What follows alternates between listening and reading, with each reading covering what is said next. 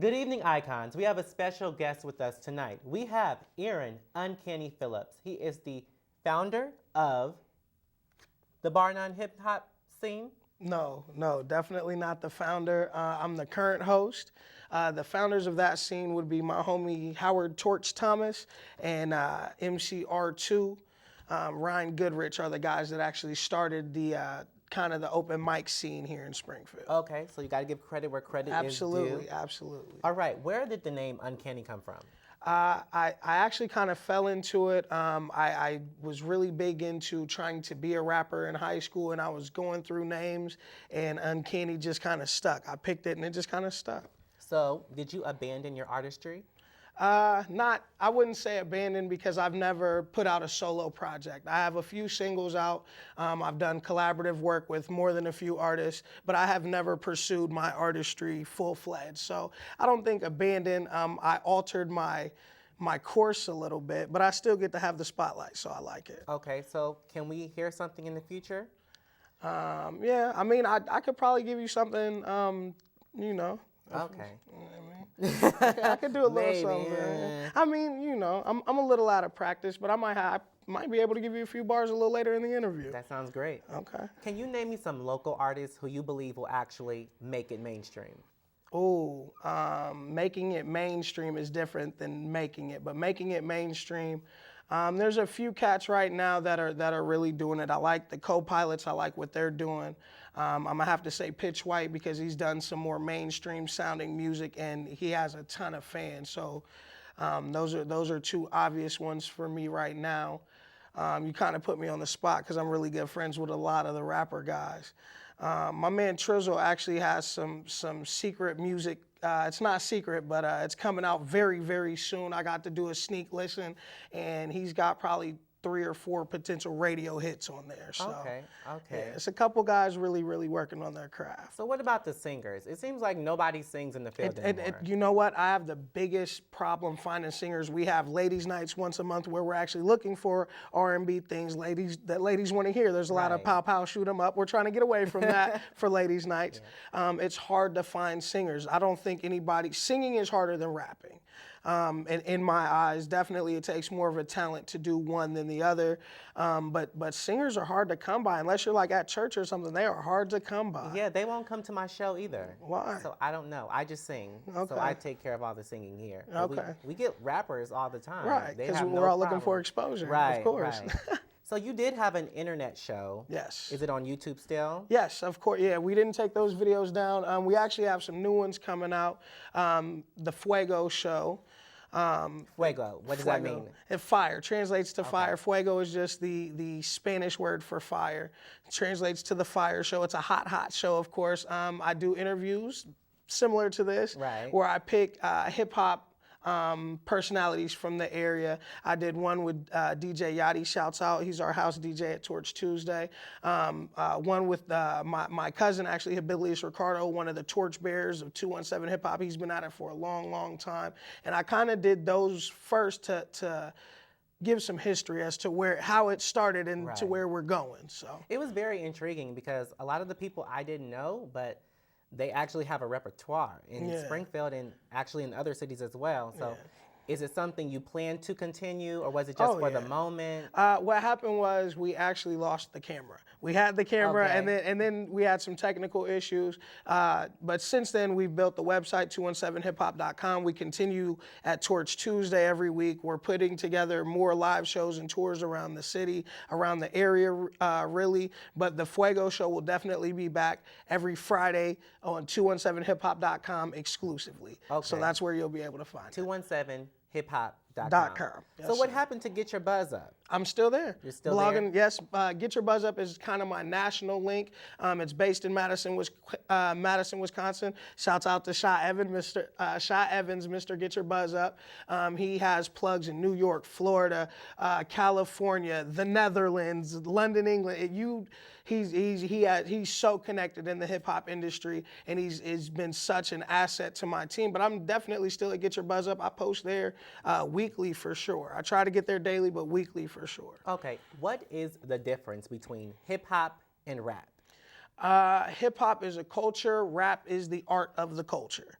Hip hop is the way you talk, the way you dress, who you decide to spend your money with, how you are perceived by other people is hip hop. The music you listen to is hip hop. Now, rap is the art form of the culture. Rap is the spoken word art form of the culture, and that's how I differentiate the two. That kind of reminds me of The Tanning of America. Yeah. Have you seen that documentary? I haven't seen with it yet. Steve Stout? Yeah, I haven't Yeah, seen that's it yet. kind of exactly how he explained it. Yeah. So I get it. Yeah.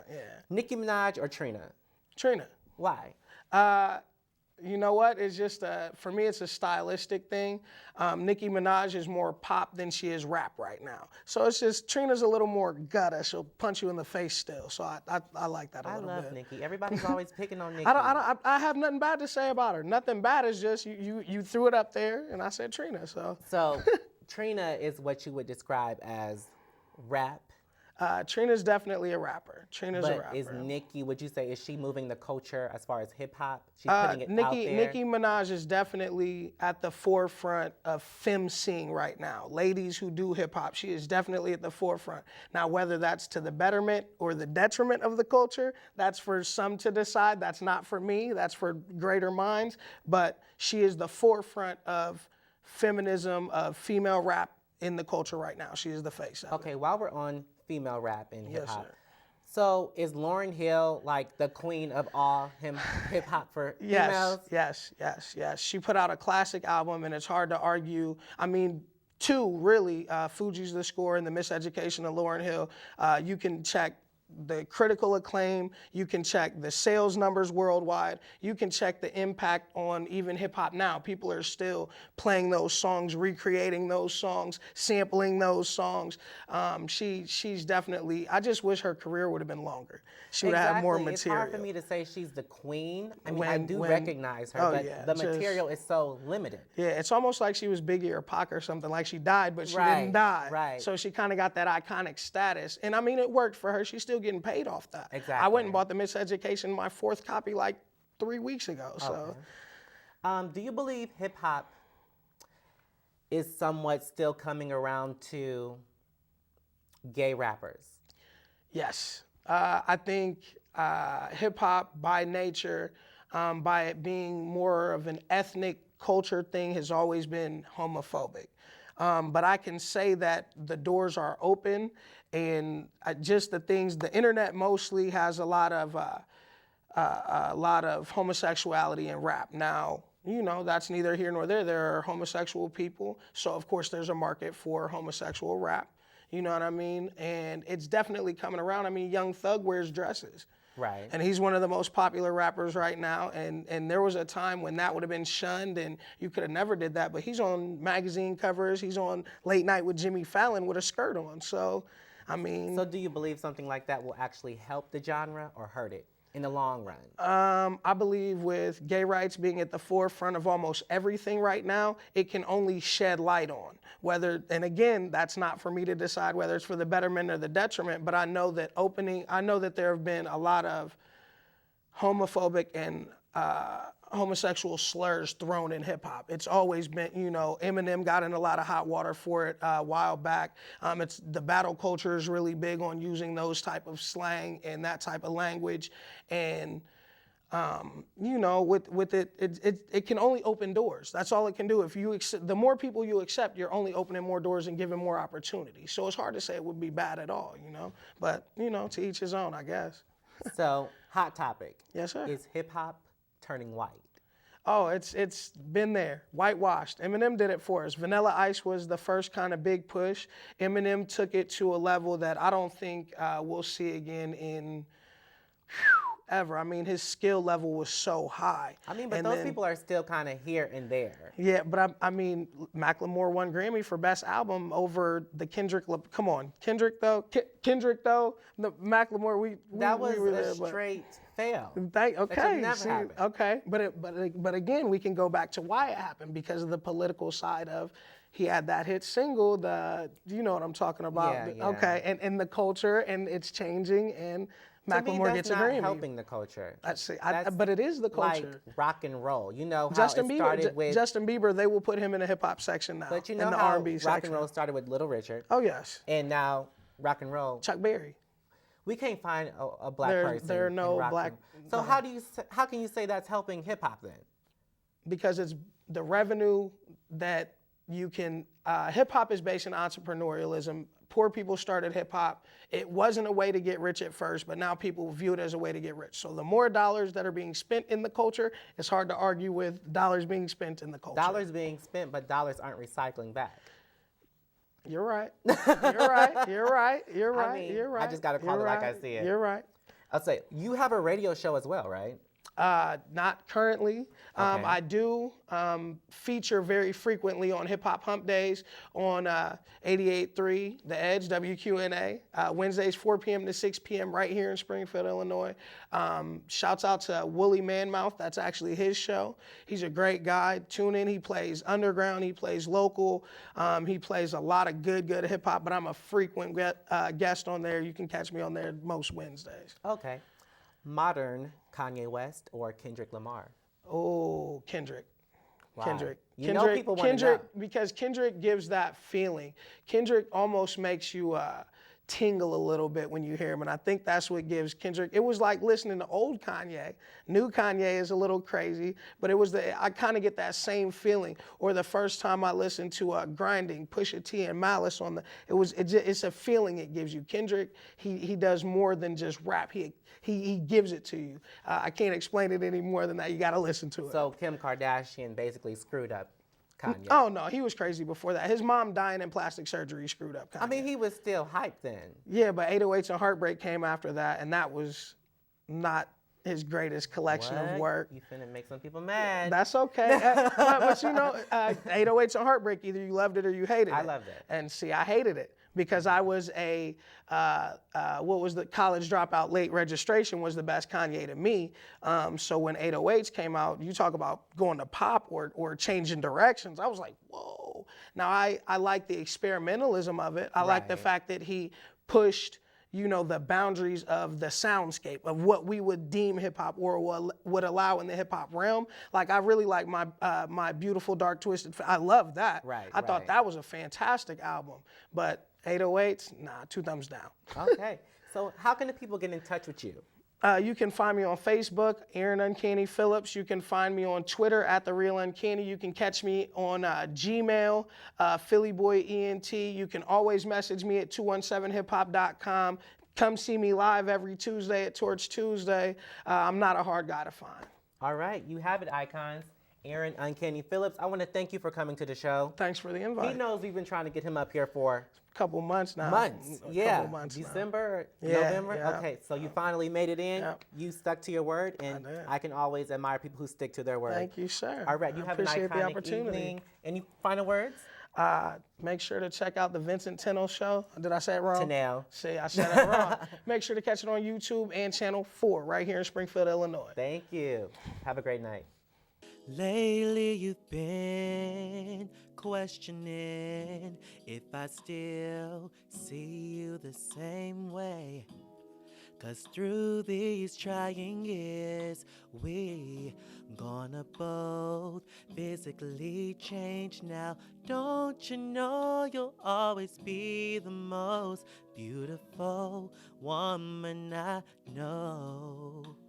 So darling, let me reassure you that my feelings are truly unconditional.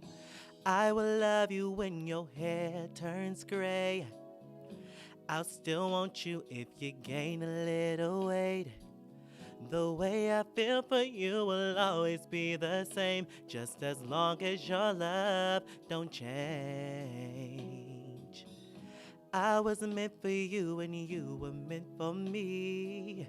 And I'll make sure that I'll be everything you need. Girl, the way we are is how it's gonna be, just as long as your love don't change. I'm not impressed, more or less, by the women in the TV and the magazines. 'Cause honestly, I believe that your beauty is way more than skin deep. Everything about you makes me feel I have the greatest gift in the world. And even when you get on my last nerve, I couldn't see myself being with nobody else. I will love you when your hair turns gray, and I'll still want you if you gain a little weight. The way I feel always be the same. Na na na na na na. I was meant for you and you were meant for me. And I'll make sure that I'll be everything you need. The way we are, how it's gonna be. No, no, no, no, don't change. See, don't waste your time worrying about small things that ain't relevant to me. 'Cause to my understanding, you're all I want and need. See, what I'm trying to say is I'm here to stay. And as long as your love always stays the same, baby darling, I swear that I ain't going nowhere.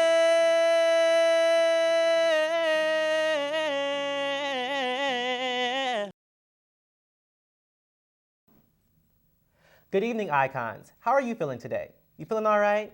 Maybe not so good? Well, we're going to fix all of that today because we have a great guest tonight. His name is Demetrius Hudson, and here he is. I want to know, what exactly should we call you? Because you wear so many hats. What's your main title? Well, my main title, I'm really a photographer, Okay. graphic designer. I do graphics, but my main title is promoting, though. I promote more event planner, how they want to put it. I got my hand in it some kind of way. Okay. Are you from Springfield? No, I'm originally from Chicago. How did you end up here? Well, in 93, I decided I was going to come down, and I came down here. Went to school, got a job, worked in Jacksonville prison for a while, and politics led me out of there somewhere else. That's not where your heart was? No, not really. Okay. Not really. I mean, I enjoyed helping the inmates. It was I enjoyed doing that. But when things change around, which they change around a lot, systematically, you after a while opinions change, so situations change, and then the whole system changed. Right. And then, it's just I wasn't comfortable with so much different change. Absolutely. So I found myself getting out of that field, and I came back to go back to school again. I started school. I went out to University of Illinois Springfield for a little while, and then I always threw parties. I always planted parties, did parties and stuff like that.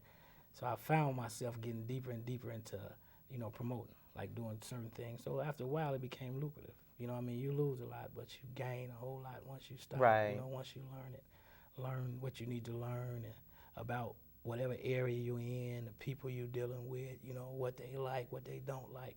Once you learn that, then, you'll know what you need to do. Everything is a risk, though. Right. You seem like a pretty nice guy. Do you have to be aggressive sometimes to be a good businessman? Well, yeah. Play dirty politics? Yeah. Sometimes you do because a lot of times people lose the concept of what business is, especially when you're in this business. They lose the focus of they lose the idea or the purpose behind why you're in this business or whatever. It's about making money. Right. That's what it's about. Number one. But you can make money and still be able to have some dignity. Yeah, have some dignity, character, Yeah. and you'll be able to satisfy a certain population of your people. Because that's the whole thing. I target people with entertainment that we know we're short of down here. Right. That's the whole thing. We know we're not getting it here. And my whole idea of putting things together here was to kind of eliminate, because you got consumers. You got Right. people who don't want to get on the highway and travel or it seems like a vacation when you're traveling from here Right. to St. Louis. You had to spend $300 just Exactly. to go to a concert or a comedy show, and I just bring it. I bring it right here. I try to bring it here. So. Yes, because I was first acquainted with your work through a comedy show. And I was like, this is pretty nice. It's laid back. No one's acting the fool. There was no fighting. Exactly. I mean, it was real mature and real adult. So I was like, I got to get this man on the show Yeah. because I hadn't seen anything like it since I've been in Springfield. Because anytime you get that many black people in one room, somebody's bound to fight. I mean, let's just be serious. So would you advise other young black men to get into this field? Well, I mean, if they serious about it and they don't have, well, yeah, I would if you're serious about it. If you have a passion for it, then do it. If you have a passion for entertainment, then do it. You know, do whatever your heart desires when it comes to entertainment. If you got a passion for it, but if you just in it as a trend or a fad or whatever the case may be, don't involve yourself. Right. You know, don't involve yourself because after a while. You know, you'll find yourself in situations where you're making decisions that not solely for the money or anything like that, but literally you kind of like compromise other people, you compromise the population, you know, you compromise the area, and it makes it bad for other promoters who really are serious about it. Right. You know One bad apple in the bunch. Yeah, exactly. Okay, so I thought you were a comedian because you do so many comedian shows. I thought maybe he was a comedian. Have you ever been a comedian? Nah, I couldn't tell a joke to save my life. We can be in a room and tell a joke, or you gon' Nah, I couldn't tell a joke. But you just love comedy. Yeah. I mean, I love theatrical stuff. That's really why I got involved in comedy. I love plays. I love stuff like that. Right. I love stuff that's more theatrical, something that's gonna touch the soul, and humor touch the soul. Right. So that's the type of thing that I like. You know, stuff Exactly. that's gonna touch the soul. So You had the bus trip where you took some people to see the Tyler Perry play recently. yeah. Is that something you want to continue in the future? Yes. Have you done that before, or was that a first? Well, that was the first. That Okay. was the first. I usually go myself, but that was the first. I felt I don't know. I felt like it was needed. You know, I felt it was needed. You know, sometimes we don't get enough information down here because Right. people don't want to pass it on. Right. It might be, you know, it might be people who know about it that lives here, but they won't pass it on. And you know, I feel like that's selfish sometimes. So this time I was like, well, you know, I'm aware of it. I'll be well aware of it before they even put it on the marquee. Right. You know, right. I know about it because I'm a promoter. So they send everything to my ear to me. So I just say, well, I'm gonna take this opportunity to spread it and try this bus trip thing out. And it went real well. The ladies, the ladies had a ball. I mean, every black woman I know loves Tyler Perry. Yeah. I didn't even get to see the newest show, so was it pretty decent? Yeah, it was decent. You know, Okay. Tyler Perry wasn't in it per se. Right. You know, he has some characters in his plays that people love, like Hattie Mae. Yes. The Browns. You know, there's a few. Oh, I didn't know they Floyd. were in it. Well, Floyd wasn't in it or the Browns, but I'm just saying them are the characters that people follow. You know, so But Hattie was in there. yeah, Hattie was in it. Yeah, Okay. Hattie was. Yeah, She's a trip. yeah. Okay, I want to ask a random question. If there was anybody you could have dinner with, dead or alive, who would you choose? Well, it would be. You know, I know this might sound cliche, but it would be Martin Luther King. Very cliche. That's who it would be, though. You know, and it's my reasons may be different than anyone else's. I always wondered how he stayed so humble. Right. You know, I always wonder how he was able to stand by that nonviolence. You know. Yeah. Concept. You know, but that was my thing. How he stayed so humble and so hard of a time. You know, that was my whole thing. You know, that's. I mean, everybody else probably got their own thing, but you know, I grew up in Chicago, the West Side. Right. So I've seen a whole lot of things. Enough and violence. Yeah, enough violence, and I always wondered how was he able to do it. Right. You know, so. Okay, so my cousin told me to ask you. So if you get mad at this question, get mad at her. She wanted to know, were you married? No, I'm not married. No, I'm not married. Kids? No children. Not married? No children? No children. A businessman? Yeah. So what's going on? Is it you or is it them? Well, I was married. I was divorced. Divorce, okay. Yeah, I'm divorced. It's not. I don't know if I can say it's me or them. My thing is right now. This is what I believe. I believe that if an individual or a person or me, for instance, if I'm not satisfied with everything I wanted to accomplish as a person individually, then I know that I'm not going to be able to satisfy. That's a great answer. That's a great answer. I think somebody's going to be calling you after this interview. They're going to hit you up on Facebook. Okay. Okay. So, was there anything else you wanted to add before we go? Any new projects coming up? Well, I got my comedy show coming up May the 9th. I got a comedy show coming up with Bald Head. Funny, real funny. That's his name? Yeah, his Bald name. Head. Bald Head Phillips. That's his name. Bald Head Phillips. Well, that's his comedic name. His stage name, Bald Head Phillips. But then I got an 80s and 90s party coming up. A real grown affair. Where we gonna, you don't have to dress in the 80s or the 90s, but I'm gonna go get me a Diodora sweatsuit, and some shoes and a Kango. Get some Feli shoes. Yeah, and party a little bit. And we're doing it. The venue that we at now, Donnie's Homespun. It's a real good venue. It's a real good venue. So you're gonna stick with that one for a while? Yeah, I'm gonna stick with it as long as he survives. See, it don't be me. Right. Yeah. It be if they can survive, I'll survive. I'm gonna hang with them. And then they like what I do. So it's everything is nonviolent. They know that if I go in, this is one of the issues that kind of makes it bad for other promoters. If you're a promoter and you go in and you don't give the venue, or you don't be loyal to the venue, or be honest with the venue, then it's something completely different. You have guys who go and say, well, I can fill your place up and do this for you, and they might do, but they don't go all the way through with it. Like, venue owners want to know that they're safe, or their venue is safe in your hands. That's why they turn it over to you. And a lot of guys don't do that. They'll lie, I must provide this, that, and the other, and they don't provide it, So them the things that I run into when I'm looking for venues, When I'm looking for venues, they be like, well, I don't think it's going to. And as soon as they walk in, they see the color of my skin, which they might not be racist, but the bottom line is, so many people came in the color of my skin. They're just going off the pattern. Lied to. So it's like a pattern. So and then you find yourself in a situation where you're running, you're looking around, and you're constantly looking because owners don't want to deal with you. Right. But Donnie's Homespun is a good spot, and I haven't been to a venue yet where I did that, where I will not follow through with what we agreed upon.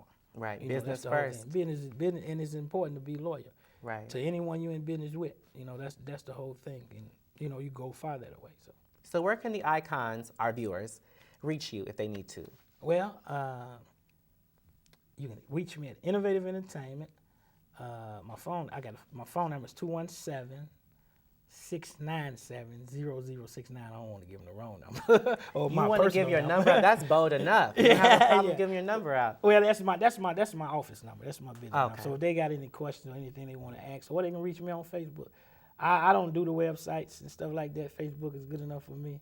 Websites, I also try to save money. Websites cost money. Right. So why would I need one? And then I'm always on the streets. I'm hitting the streets. I'm doing whatever. You can run. You gonna see my van, my old raggedy van riding around. I got a car. That's my old van riding around. That's what I'm in. I'm at work 24 hours, so I ride in my van. So you can see me in the van or whatever. But you can hit me up on Facebook at Demetrius Innovative Entertainment Hudson, or call me at 217-697-0069. That's my office number. All right, so I think that is a wrap. I want to thank you for coming to the show. No problem. And icons, stay tuned. We have more coming up.